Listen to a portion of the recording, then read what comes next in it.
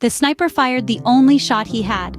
Max Verstappen gave a demonstration of his exceptional talent by shattering the Albert Park track record with a time of 1:15.915, the only one to break the 1.16 barrier. The Dutchman complained for 2 days about the setup of his Red Bull, but eventually, after the last adjustments made in Q2, he found the perfect lap that allowed the world champion to secure the second pole in the Australian Grand Prix, which is also the third of the season and the 57th in his career. Unfortunately, nothing new under the sun of the Antipodes, but this time the result of the qualifying session may not be decisive for the race. Max Verstappen has hinted that starting from pole will not shield him from the attacks of the Ferrari cars, which have shown a better adaptation to the Melbourne track in terms of race pace. The illusion of the prancing horse to celebrate the 250th pole was shattered with the second place of an amazing Carlos Sainz. The Spaniard, despite not being in perfect shape after the emergency operation in Jeddah for appendicitis he suffered in Saudi Arabia, knew how to react and make a strong comeback. The Spaniard's Ferrari is second with a gap of 270 milliseconds. Carlos Sainz wedged himself between the two Red Bulls, since Sergio Perez is third with the other RB20, and the Mexican also followed Max Verstappen's setup script to overcome understeer. The Spaniard will have to prove in the race that he can keep up with the Dutchman, counting on the fact that the red car could be as competitive as the one from Milton Keynes. Charles Leclerc will be disappointed with only finishing fifth, after he was in strong contention for pole position. The Monegasque was eventually outpaced even by Lando Norris with the McLaren, who preceded him by over a tenth. In the qualifying session for the 2024 Formula One Australian Grand Prix, the pole position was within reach for Scuderia Ferrari. On paper, Max Verstappen's Red Bull was more vulnerable than what was seen in past weekends at the Bahrain International Circuit located in Sakhir, and then in Jeddah. Several mistakes by Charles Leclerc and Carlos Sainz, which we will analyze together, prevented the Scuderia from securing their first pole of the 2024 Formula One season.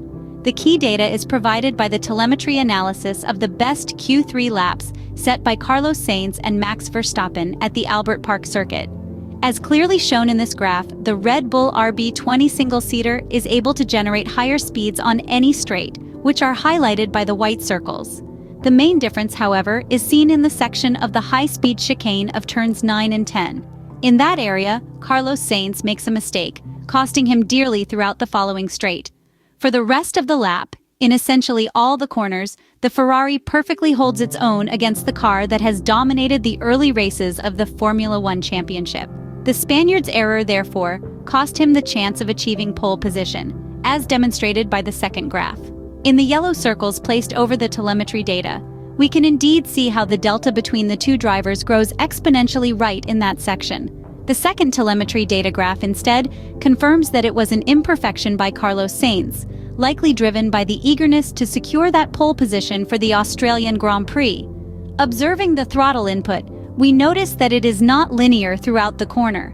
It goes, in fact, from 100% to 15%, then back up to 98% and down dramatically to 43%, probably to make a correction. This caused him to lose about 4/10 between the chicane and the following straight, where his top speed was affected by the earlier mistake. On the other hand, Charles Leclerc made a significant correction in the third sector, which even led him not to be able to complete the final flying lap, having to settle for fifth place on the starting grid for the race, which takes place at the Albert Park circuit on Sunday.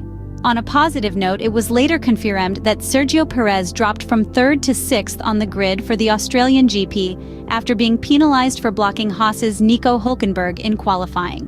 McLaren's Lando Norris is promoted to third. Ferrari's Charles Leclerc takes over fourth and the second. McLaren of Oscar Piastri moves into fifth for his home Melbourne race ahead of the demoted Perez. Given the fact that the Monegasque driver did not complete his final fast run, unfortunately the data from that lap is not available in the telemetry, but up to the second sector, he was on par with the lap times of Carlos Sainz, hence neck and neck with Max Verstappen. Yet, we will never be certain whether one of the Ferrari drivers would have secured pole position had they not made a mistake. What we can assert confidently, however, is that the SF-24 car has adapted well to the characteristics of the Melbourne circuit, and that, if it proves to be competitive in the race again, it could be a thorn in Red Bull's side.